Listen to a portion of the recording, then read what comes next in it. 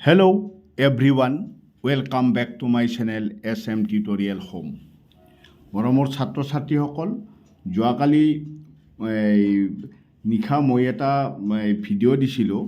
তো ভিডিঅ'টো social ষ্টাডিজৰ MCQ কুৱেশ্যনৰ আছিলে। তো প্ৰথমতে মই তোমালোকক সেই MCQ যে 4খন ডিষ্ট্ৰিক্ট দিছিলোঁ, তাৰ ভিতৰত এটা MCQ ভুলতে ৰং হৈ গৈছিলে। ঠিক আছে, তো সেইটো মই তোমালোকক শুদ্ধ কৰাই দি আছোঁ। কামৰূপ মেট্ৰৰ আছিলে। কামৰূপ মেট্ৰৰ তোমালোকৰ এই যিটো আমাৰ 3 নম্বৰৰ কুৱেশ্যনটো আছিলে, যে 3 নম্বৰ কুৱেশ্যনটো আছিল ভাৰতৰ শেষৰজন ভাইচৰয় কোন আছিল। মই ভুলতে লৰ্ড কাৰ্জন দিয়া গৈছিলে। এইটো শুদ্ধ উত্তৰ অপশ্যন ডিটো হ'ব, লৰ্ড মাউণ্ট বেটেন। ঠিক আছে, এইটো তোমালোকে অলপ চাই ল'বা। ঠিক আছে, এইটো কুৱেশ্যন নম্বৰ 3টো আছিলে। শুদ্ধ উত্তৰ হ'ব অপশ্যন আমাৰ ডিটো। তো এতিয়া মই তোমালোকক ক'ব ওলাইছোঁ যে মই আজি 3 দিন আগতে তোমালোকক পলিটিকেল চায়েন্স আৰু ইকনমিক্স পাৰ্টৰ এটা ভিডিঅ' দিছিলোঁ। তো সেই ভিডিঅ'টোৰ পৰা মই এইখন তোমালোকক কুৱেশ্যন পেপাৰ দিছিলোঁ।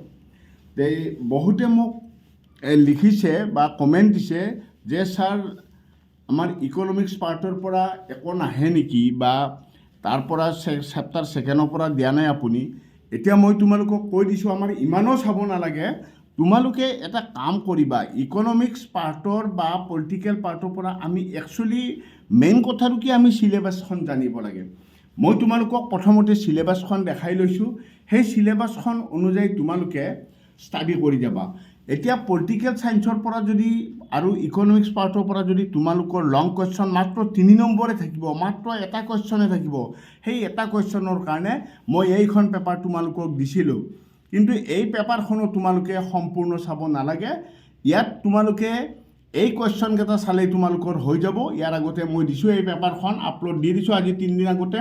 কুৱেশ্যন নম্বৰ 1 চাবা তোমালোকে, কুৱেশ্যন নম্বৰ 2 চাবা, কুৱেশ্যন নম্বৰ 3 চাবা, কুৱেশ্যন নম্বৰ 4 চাবা, 5 চাবা, 6 চাবা। এই কুৱেশ্যনকেইটা চালেই তোমালোকৰ কমন পৰি যাব। আৰু এই কুৱেশ্যনকেইটাৰ ভিতৰতে তোমালোকৰ মাত্ৰ যি গতিকে পলিটিকেল আৰু ইকনমিক্স পাৰ্টৰ পৰা এটা কুৱেশ্যন আহিব, তো গতিকে তোমালোকে এই কুৱেশ্যনকেইটা চালেই হ'ব। এই কুৱেশ্যনকেইটা নাচালেও হ'ব। কিন্তু মই তথাপিতো দিছিলোঁ তোমালোকৰ, হয়তো শ্বৰ্ট কুৱেশ্যনত কেতিয়াবা কিবা কামত আহি যাব পাৰে। যেনেকৈ ধৰা এইটো কুৱেশ্যন তোমালোকে এনেও চাব লাগে যে ভাৰতৰ কেন্দ্ৰীয় বেংকটোৰ নাম কি, ৰিজাৰ্ভ বেংক অফ ইণ্ডিয়া। ইয়াৰ মুখ্য কাৰ্যালয় ক'ত অৱস্থিত, মুম্বাইত অৱস্থিত। এইটো আমি জানিব লাগে। যদিও মই ইয়াত কুৱেশ্যনত দিছিলোঁ, তো এইখিনি কিন্তু আমাৰ ইমান ইম্পৰ্টেণ্ট নহয়, লং কুৱেশ্যনত নহয়। 3 মাৰ্কছত যে আমাৰ কুৱেশ্যন সুধিব তাক নালাগে। এনেই তোমালোকে 1 মাৰ্কৰ কাৰণে চাই যাবা, কিন্তু 3 মাৰ্কৰ এটাই কুৱেশ্যন থাকিব। এই যে প্ৰথম মই দেখালোঁ তোমালোকক, এই 6টা কুৱেশ্যন চালেই তোমালোকৰ 3 নম্বৰৰ কুৱেশ্যনটো হৈ যাব। বাকী তাৰমানে এইটো পাৰ্টৰ পৰা তোমালোকৰ MCQহে বেছিকৈ থাকিব। তো গতিকে মই তোমালোকক চিলেবাছখন দি আছোঁ কেনেকৈ চাব লাগে। তো এই 6টা কুৱেশ্যনেই তোমালোকে প্ৰথম পেজৰ 6টা কুৱেশ্যনেই তোমালোকে ভালকৈ চাবা পলিটিকেল চায়েন্সৰ পৰা। তো ইকনমিক্সৰ পৰা লং কুৱেশ্যন নাথাকে। তো গতিকে এই কুৱেশ্যনকেইটা ভালকৈ চাবা। আৰু লগত এই কুৱেশ্যনকেইটা তোমালোকে যেনেকৈ ধৰাছোঁ, ইয়াত এতিয়া তোমাৰ ধৰা এইটো কুৱেশ্যনে ছাপোজ ধৰা যে মুদ্ৰা কি, হয়তো 1 নম্বৰত অপশ্যন টাইপতো দিব পাৰে, IDBI কি, IDBIৰ ফুল ফৰ্ম কি। তো এইবিলাক কুৱেশ্যন যদিও মই ইয়াত দিছোঁ, এইবিলাক কুৱেশ্যন লং টাইপত নিদিয়ে তোমালোকক। এইকেইটা নাচালেও হ'ব। তোমালোকে সেই 6টাই প্ৰথম পেজৰ 6টাই ভালদৰে চাবা। এইখিনি এনেই অলপ জানি লোৱাটো ভাল। আমাৰ MCQটো হয়তো আমাৰ থাকিব পাৰে। তো এতিয়া মই তোমালোকক ভালদৰে আমাৰ চিলেবাছখননো কি হ'ব সেই বিষয়ে মই তোমালোকক জনাব ওলাইছোঁ। চোৱা, চিলেবাছখন চাইহে তোমালোকে চাবা। এইখন চিলেবাছ, এই চিলেবাছখন যদি আমি ভালদৰে চাওঁ, তোমালোকে চোৱা MCQ 45 নম্বৰ থাকিব। OMR চিটত লিখিব লাগিব। OMR চিটত তোমালোকৰ 45 MCQ কেনেকৈ কোনটো লেচনৰ পৰা কিমান MCQ দিব তোমালোকক মই কৈ দিছোঁ। হিষ্ট্ৰী পাৰ্টৰ পৰা যদি আমি চাওঁ, চেপ্টাৰ 1ৰ পৰা থাকিব মাত্ৰ 2টা MCQ। চেপ্টাৰ 2ৰ পৰা থাকিব মহাত্মা গান্ধী আৰু ভাৰতৰ স্বাধীনতা সংগ্ৰাম। এইটোৰ পৰা থাকিব তোমালোকৰ মাত্ৰ 3টা MCQ। ঠিক আছে।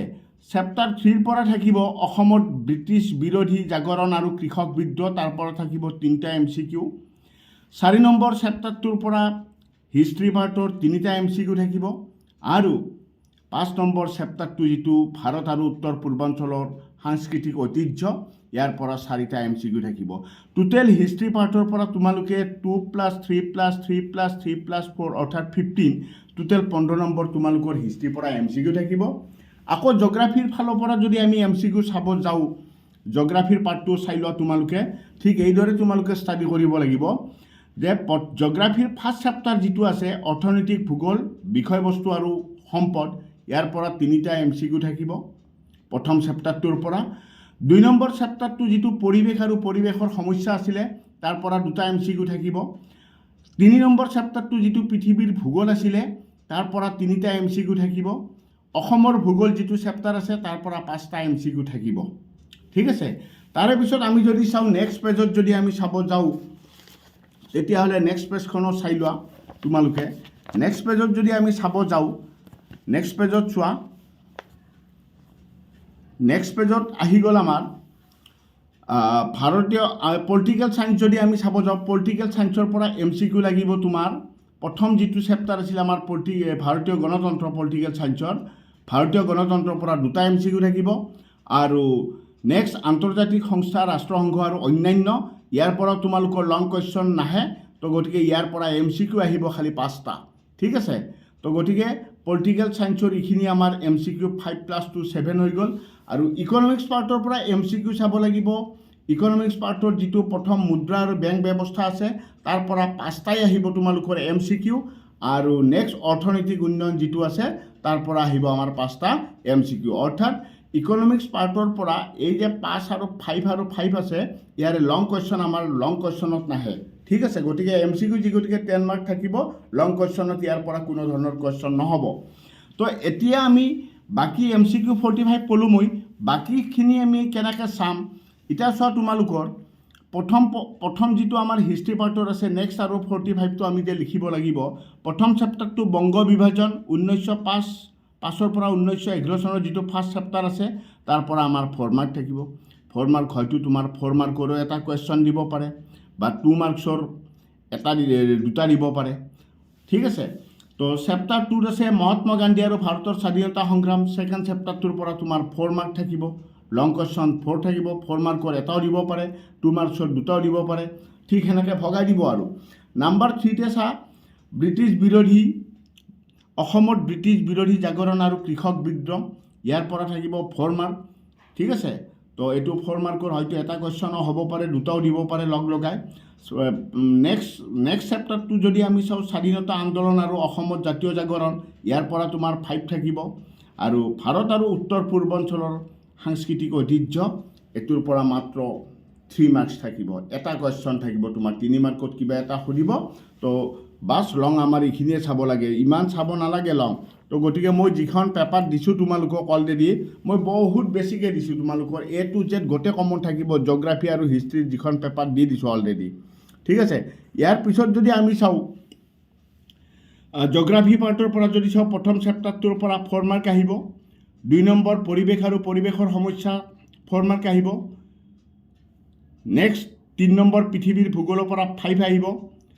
অসমৰ ভূগোলৰ পৰা কেৱল 9 আহিব। ইয়াত মাৰ্ক অলপ বেছিকৈ থাকিব, 9 মাৰ্ক থাকিব। অসমৰ ভূগোল যিটো লেচন আছে, তাৰ পৰা তোমালোকৰ 9 মাৰ্ক থাকিব কুৱেশ্যন। ঠিক আছে। 9 মাৰ্ক যদি কুৱেশ্যন থাকে, হয়তো তোমাৰ ইয়াত 2টা কুৱেশ্যনো হ'ব পাৰে, 3টা কুৱেশ্যনো দিব পাৰে। ঠিক আছে। এতিয়া চোৱা তোমালোকে লঙৰ যদি আমি পলিটিকেল চায়েন্স পাৰ্টটো চাওঁ, অৰ্থাৎ পাৰ্ট 3টো যদি চাওঁ, তো ভাৰতীয় গণতন্ত্ৰৰ পৰা মাত্ৰ এটা কুৱেশ্যন সুধিব। প্ৰথম চেপ্টাৰটো পলিটিকেল চায়েন্সৰ এটা প্ৰশ্ন সুধিব, যিটো মই এইমাত্ৰ কুৱেশ্যন পেপাৰত তোমালোকক দেখাই দিলোঁ। এই কুৱেশ্যন 6টা চালেই তোমালোকে, এই 6টা কুৱেশ্যন চালেই তোমালোকৰ সেই 3 নম্বৰ হৈ যাব। বাকী একো চাব নালাগে। বাকী শ্বৰ্ট কুৱেশ্যনৰ কাৰণে চাব লাগিব, কিন্তু লঙত চাব নালাগে। ঠিক আছে।